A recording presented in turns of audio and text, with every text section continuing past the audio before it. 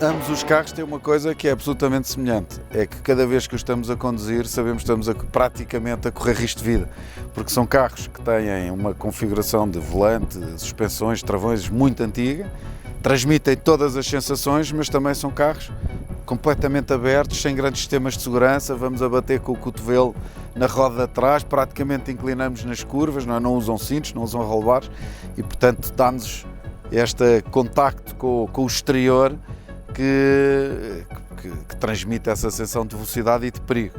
Também transmitem uma sensação de liberdade, tanto servem para dar um passeio como para participar nas corridas de época, porque muitos destes carros são elegíveis para poder participar em provas de época e naquela época um carro com quase 180 cavalos de potência e com rodas com esta espessura faz com que tudo isto seja uma aventura, com que no final possamos sentir-nos vivos.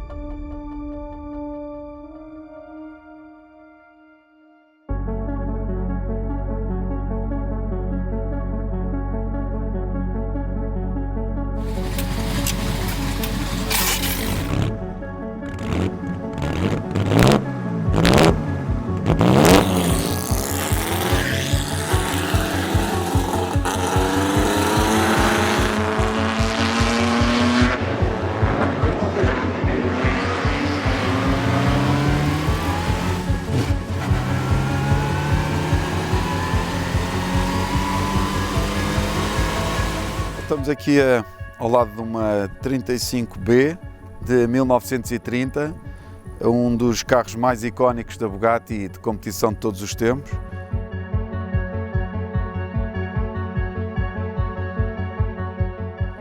Um carro que foi usado para corridas por privados e pela fábrica, naturalmente, e que é um dos carros que reuniu de competição que mais vitórias reuniu até aos dias de hoje. E hoje trouxemos estes dois carros lado a lado para dar aqui umas voltas pela Serra do Caramulo para fazer um comparativo entre a 35B Bugatti 1930 e a Pursang de 2022. Esta é uma Pursang feita na Argentina. A Pursang é uma empresa que existe há mais de 30 anos e que no restauro de uma Bugatti 35B, como o dono da empresa de restauro gostaria de ter um carro para ele, decidiu então construir o seu próprio carro. Pegou nos moldes de uma 35B e nos blocos do motor e nas diversas peças, copiou, fundiu e percebeu que existiria mercado para construir réplicas quase autênticas e muito semelhantes ao que se fazia em 1930. Se não existisse a Pursang, muito provavelmente já não poderíamos ver 35Bs a correr. Existem proprietários de 35Bs que, para não estragarem o carro de valor tão alto, correm com um carro exatamente igual nas mesmas cores, feito pela Pursang, para que possam, em caso de acidente, não ter o dano de estragar uma peça histórica, um automóvel destes. Também acontece que existem carros destes originais a correr, cujos blocos do motor estão fora. Isto são motores da 35B Pursang aplicados e peças da Pursang, mantendo as peças originais guardadas, mas usando a mesma carroceria e usando o mesmo chassi. A diferença entre um carro e o outro é que, embora sejam os dois de 8 cilindros com compressor, a Pursang optou por instalar um distribuidor de um Ford V8 com um motor de 8 cilindros em linha e uma ordem de inflamação diferente, que faz com que o carro fique mais rotativo e tenha mais potência em cavalos. A grande diferença é que a 35B tem a cambota partida em bocados, salvo seja, e assenta em rolamentos. E tem que se juntar os vários bocados de cambota e as bielas não abrem, portanto também tem rolamentos e entram à medida que se vai unindo os vários pedaços de cambota. E a Pursang tem uma cambota normal, de fundição, peça única, em que as bielas e os apoios de cambota assentam em capas, são meias capas, meias luas, em capas, que depois são apertadas no sítio. Na altura, o que é que isso resolve? É que na altura para se atingir este nível de rotação e as compressões que ela tinha, porque é um motor que não tem junta de cabeça, isso foi feito para poder ter o compressor ligado em permanência, e como os lubrificantes não eram tão bons e as bombas de óleo, etc., não tinham a mesma eficiência, o Ettore Bugatti escolheu rodar em cima de rolamentos que lhe dava uma fiabilidade muito maior e a capacidade de atingir os regimes que ele queria sem ter problemas de lubrificação e de gripar o motor.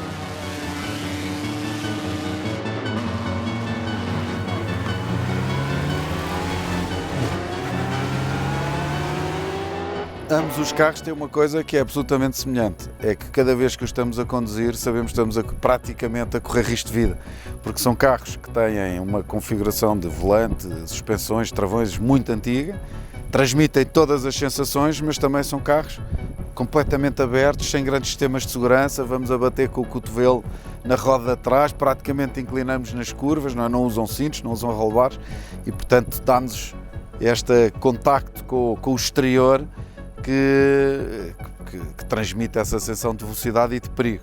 Também transmitem uma sensação de liberdade, tanto servem para dar um passeio como para participar nas corridas de época, porque muitos destes carros são elegíveis para poder participar em provas de época e naquela época um carro com quase 180 cavalos de potência e com rodas com esta espessura faz com que tudo isto seja uma aventura, com que no final possamos sentir-nos vivos.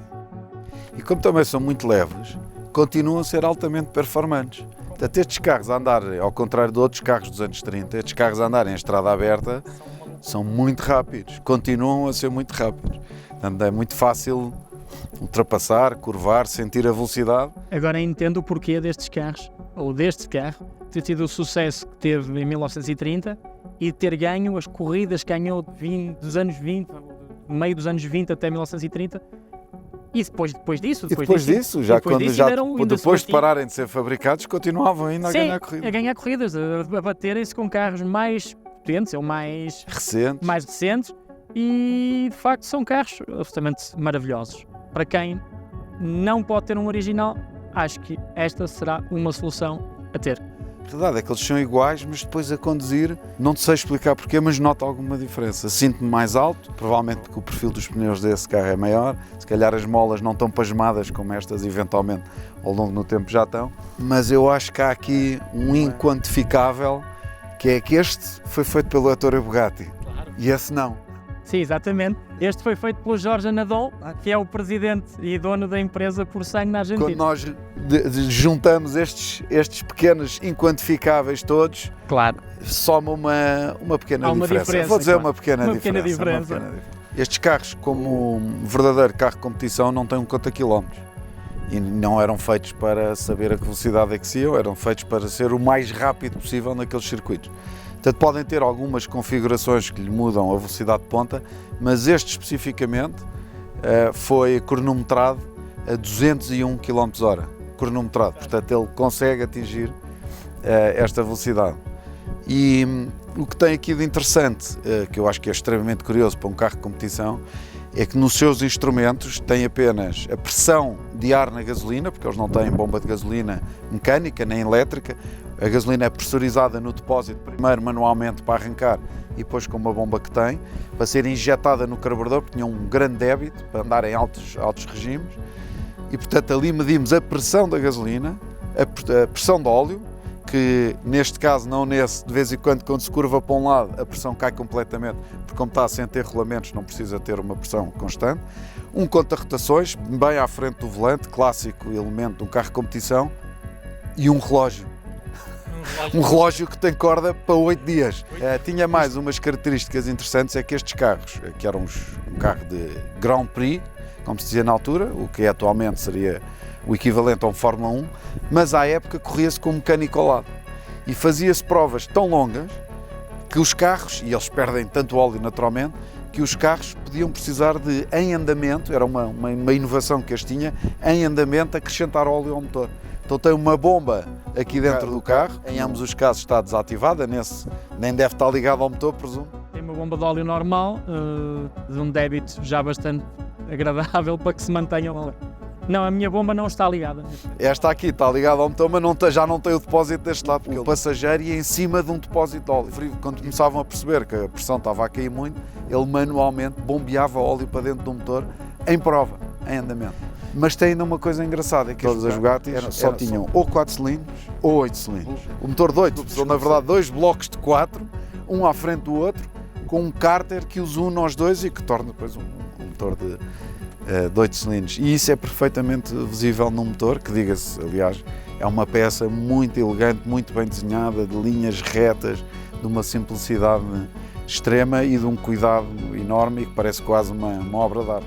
Independentemente de um ter 92 anos e este ser do ano passado, não deixa de ser uma viagem no tempo conduzir um automóvel destes e é uma experiência da qual nós, e tanto eu como o Tiago, nos podemos considerar como uns sortudos por poder usufruir e ter acesso a automóveis e a peças tão históricas, nomeadamente esta 35P.